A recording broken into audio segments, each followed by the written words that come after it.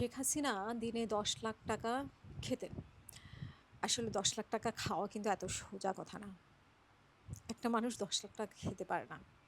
তার আশেপাশে মানুষ খেতেন। মানে মোট কথা উনার বিল হতো ১০ লাখ টাকা দিনে। কিন্তু উনি কি আসলে খেতেন? উনি খেতেন না। আর উনি খাবেন কি করে? উনি তো বলতেন যে উনি পেঁয়াজ ছাড়া রান্না করেন, তেল ছাড়া রান্না করেন। মানে যখন যেটা নিয়ে সংকটে পড়েছে, দাম বেড়েছে তখন তিনি এভাবেই উজ্জীবিত করেছেন। উনি বেগুনের পরিবর্তে কাঁঠাল দিয়ে কুমড়া দিয়ে উনি আ বেগুনি বানাতেন। তারপরে উনি বলতেন যে মাংসের পরিবর্তে উনি কাঁঠাল খেতেন। তো উনি সবসময় বলতেন যে আমিও খাই, আমিও করি, আমিও এগুলো করি। তো সেরকমই। তো শেখ হাসিনা সেই মানুষ হয়ে এত মানে সাশ্রয়ী এবং জিনিসপত্রের দাম নিয়ে যাতে মানুষের চিন্তা না হয়, সেই জায়গা থেকে উনি এত টাকার বিল নিশ্চয়ই উনি জানতেন যে ওনাদের দৈনন্দিন মানে খাবারের বিল হতো ১০ লাখ, এটা নিশ্চয়ই ওনার অজানা ছিল না। তো উনি জানতেন, কিন্তু উনি কেন এত অপচয় করতেন?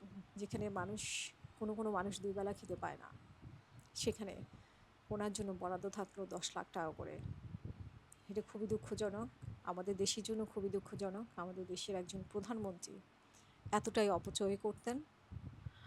আর ওনার নাম করে হয়তো আরও অনেকেই খেতেন। কিন্তু বিলটা যেহেতু ওনার নামে হতো, ওনার আরও সচেতন হওয়া উচিত ছিল। যেমন বর্তমান প্রধানমন্ত্রী, উনি কিন্তু এই ব্যাপারে খুবই সাশ্রয়ী এবং এই ব্যাপারে উনি খুবই অনেস্ট এখন পর্যন্ত আমরা দেখতে পাচ্ছি। এবং উনি খুব ছিমছাম চলাফেরা করেন। শেখ হাসিনা যেরকম অনেক দামি শাড়ি ব্যবহার করতেন, দামি ব্যাগ ব্যবহার করতেন। এমনও শোনা যেত যে ৩ লাখ ৪ লাখ টাকা ওনার একটা শাড়ি। আর ওই শাড়ি নিশ্চয়ই উনি একদিনে বেশি পরতেনও না। এবং ওনার খাওয়ার বিল তো আমরা জানতেই পারলাম সবাই। তো আ যদি তুলনা করি তারেক রহমানের সাথে, তারেক রহমান খুবই ছিমছাম চলাফেরা করেন। উনি লন্ডনেও এরকম ছিমছাম চলাফেরা করতেন, সাধারণভাবে চলাফেরা করতেন।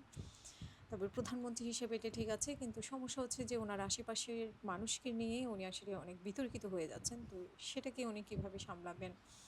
আ সেটা হচ্ছে ব্যাপার। কারণ ওনার আশেপাশে যাদের নিয়ে বিতর্ক, তাদেরকে উনি কয়েকটা করে পদ দিয়ে দিয়েছেন। তো যারা বিতর্কিত, তো সেই জায়গা থেকে তিনি কিভাবে ম্যানেজ করবেন?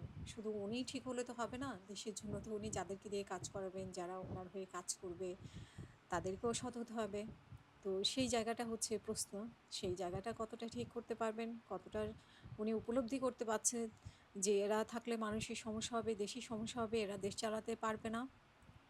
সেভাবে উনি আসলে মানে আত্মীয়স্বজন, পরিচিত বা নিজের সাথে সহকর্মী হিসেবে বিভিন্নভাবে কাজ করেছে, তাদের থেকে বের হয়ে এসে উনি যদি যোগ্য লোকদেরকে দিতে পারেন, ওনার মতো অনেস্ট কিছু লোকজনকে দিতে পারেন, তাহলে হয়তোবা উনি সফল হবেন, ওনার সরকার সফল হবে। না হয় আবার শেখ হাসিনার মতো, ওই যে শেখ হাসিনার ড্রাইভার যেরকম কয়েকশো কোটি টাকার মালিক হয়েছে, ওনারও ড্রাইভার শোনা যাবে যে এরকম কয়েকশো কোটি টাকার মালিক, বা ওনার আশেপাশে যারা আছেন তারা কয়েক হাজার কোটির মালিক হয়ে যাবেন। তখন উনি কী করবেন? উনি একা সৎ হয়ে তো কোনো লাভ হবে না। সো সময় থাকতেই সাধু সাবধান।